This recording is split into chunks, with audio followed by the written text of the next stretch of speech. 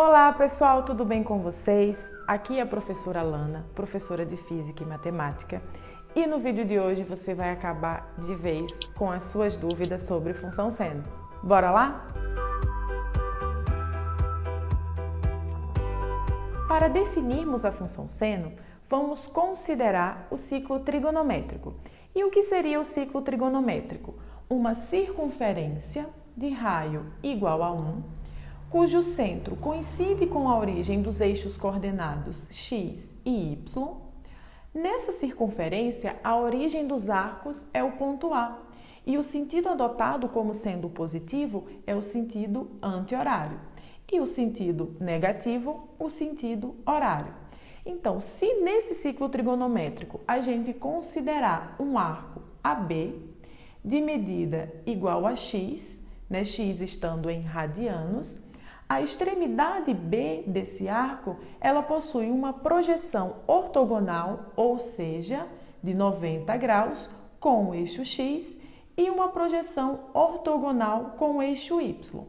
Se a gente considerar esse triângulo aqui, OBC, nós podemos então definir quem que é o seno do ângulo x. De acordo com a definição de seno no triângulo retângulo, nós temos que o seno de x vai ser igual ao cateto oposto, que é BC, dividido pela hipotenusa. Quem que é a hipotenusa? A hipotenusa é o segmento que vai do centro da minha circunferência até um ponto da circunferência. Então, essa hipotenusa nada mais é do que o raio do ciclo trigonométrico, que a gente já havia definido, que é igual a 1. Então, o seno desse ângulo vai ser igual a BC. BC, esse segmento aqui, é exatamente igual ao segmento OD, contido no eixo Y. Então, nós podemos definir o seno do ângulo X como sendo a projeção da extremidade do arco no eixo Y. Então, essa é a definição do seno de um ângulo no ciclo trigonométrico. O ciclo trigonométrico é dividido em 4 partes que nós chamamos de quadrantes.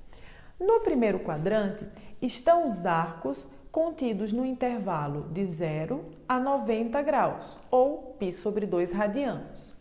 No segundo quadrante estão os arcos compreendidos no intervalo de 90 graus, ou π sobre 2 radianos, e 180 graus, π radianos. No terceiro quadrante, nós temos os arcos contidos no intervalo de 180 graus e 270 graus, que corresponde a 3π sobre 2 radianos. E, por último, o quarto quadrante, estão os ângulos compreendidos entre 270 graus e 360 graus, que corresponde a 2π radianos.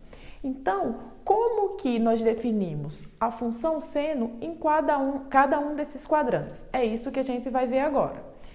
Se o ângulo estiver contido no primeiro quadrante, como que a gente definiu a função seno?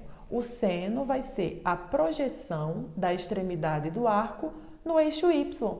Então, aqui nós temos o seno que ele varia de 0, quando esse arco vale 0, que a projeção no eixo Y também vai ser 0, até 1, que é quando esse arco vale 90 graus e essa projeção de B no eixo Y vale 1. Então, nesse primeiro quadrante, nós temos um seno variando entre 0 e 1 e nós temos um valor positivo do seno. Por que esse valor é positivo? Porque ele está contido acima do 0 aqui no eixo Y. Então, qualquer valor acima do 0 no eixo Y é um valor positivo. Já no segundo quadrante, nós temos aqui a extremidade do arco AB. A projeção no eixo Y desse arco, dessa extremidade B, vai ser algum segmento que também está contido acima do 0 no eixo Y. Então, nós também temos no segundo quadrante valores positivos para o seno. Esses valores, eles também vão variar entre 1, que vai ser quando o ângulo vale π sobre 2, e 0, quando o ângulo vale π. Quando ele vale π, a projeção ortogonal no eixo y vai ser nula. Então, o seno no segundo quadrante, ele varia de 0 até 1. 0 quando o ângulo é igual a π e 1 quando o ângulo é igual a 90 graus. No terceiro quadrante, se a gente projetar aqui a extremidade do arco B no eixo y, nós vamos obter um segmento abaixo do zero. Então, esses segmentos aqui são valores negativos, representam valores negativos. Então, o seno de um ângulo contido no terceiro quadrante vai ser um seno negativo. E esse seno, ele vai variar, ó. Aqui ele vale 0, né, porque a projeção no eixo y desse ponto vai ser igual a 0. E quando ele estiver aqui em 270 graus, ou 3π sobre 2 radiano, a projeção no eixo y, ela vai valer quanto? Menos 1. 1, que é o raio da circunferência, e menos por quê? Porque está abaixo do eixo y. Então, o seno no terceiro quadrante, ele varia de menos 1 até 0. E, finalmente, no quarto quadrante, se a gente projetar essa extremidade do arco B no eixo y, nós também vamos obter segmentos abaixo do zero. Então, o seno de um ângulo contido no quarto quadrante vai ser um seno negativo.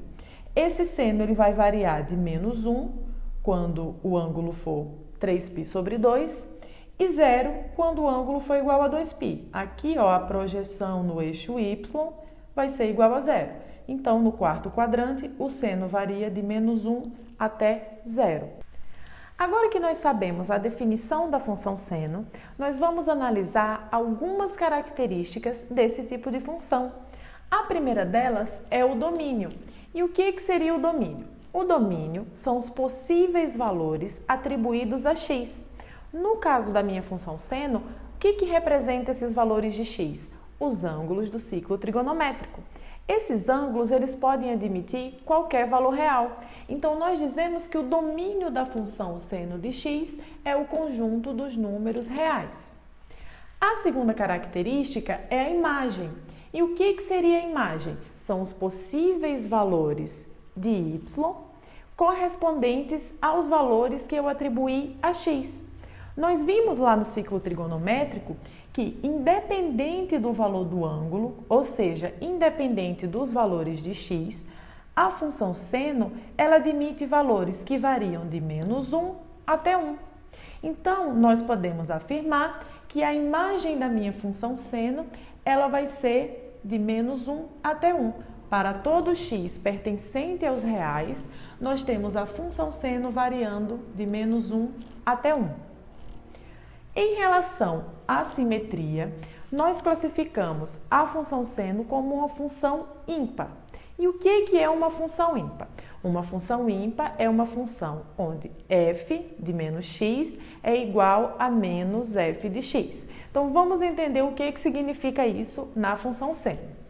No ciclo trigonométrico, se a gente representar um determinado ângulo cuja medida é igual a x, o seno desse ângulo, ou seja, a projeção da extremidade do arco no eixo y, corresponde a esse segmento. Se eu marcar aqui no meu ciclo trigonométrico o ângulo menos x, o que seria o ângulo menos x? O ângulo cuja medida é igual a x e o sentido é o sentido negativo do ciclo trigonométrico, que é o sentido horário. O seno desse ângulo menos x, ele vai ser a projeção da extremidade do arco no eixo y.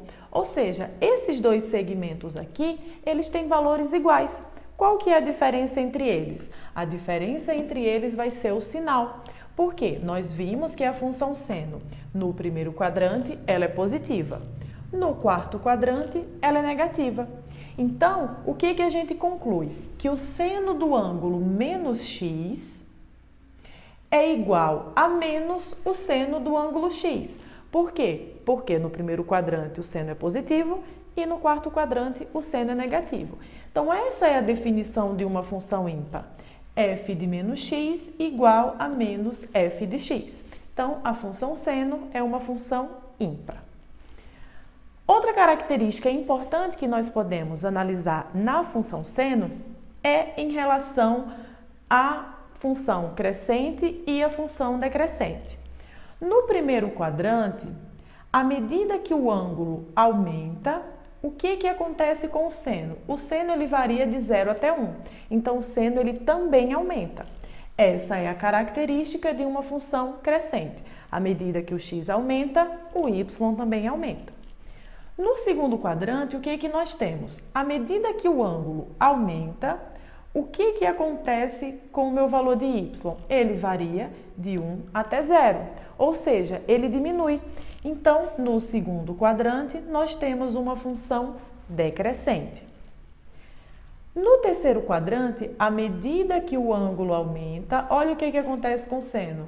O seno diminui, ele vai de 0 até menos 1. Então, nós temos uma função decrescente. E por fim, no quarto quadrante, à medida que o ângulo aumenta, o que acontece com o seno? O seno ele varia de menos 1 até 0, então ele também aumenta, caracterizando uma função crescente. A última característica, então, que a gente vai discutir é o período da função seno. O que é uma função periódica? Uma função periódica é aquela onde, quando a gente acrescenta um determinado valor fixo a x, a imagem dessa função ela não se altera. No caso da função seno, qual que seria esse valor constante que eu adicionaria a x, que não alteraria a imagem da minha função? 2π. Por que 2π? 2π corresponde a uma volta completa no meu ciclo trigonométrico. Ou seja, a cada 2π, a cada volta completa, a função seno ela se repete. Então, nós podemos afirmar que o período da função seno é igual a 2π. Agora, nós vamos traçar o gráfico da função seno de x. Vou colocar aqui numa tabelinha os valores notáveis do seno de x que eu retirei lá do meu ciclo trigonométrico. Quando x é igual a 0, o seno vale 0. Quando x é igual a π sobre 2 radianos, o seno vale 1. Quando x é igual a π radianos, o seno vale 0. Quando é igual a 3π sobre 2, o seno vale menos 1. E quando é igual a 2π, o seno vale 0. Então, eu vou colocar esses pontos aqui no meu plano cartesiano. Quando x é igual a 0, o seno de x é igual a 0. Vai ser meu primeiro ponto. Quando x é igual a π sobre 2, o y vai valer 1. Então, vou marcar aqui esse ponto. Quando x é igual a π, o y vale 0.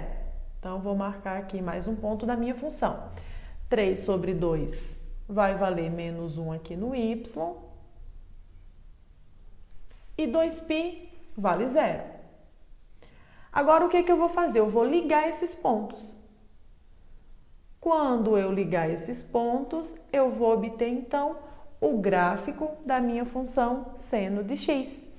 O gráfico é o trecho do gráfico correspondente a um período completo de 2π.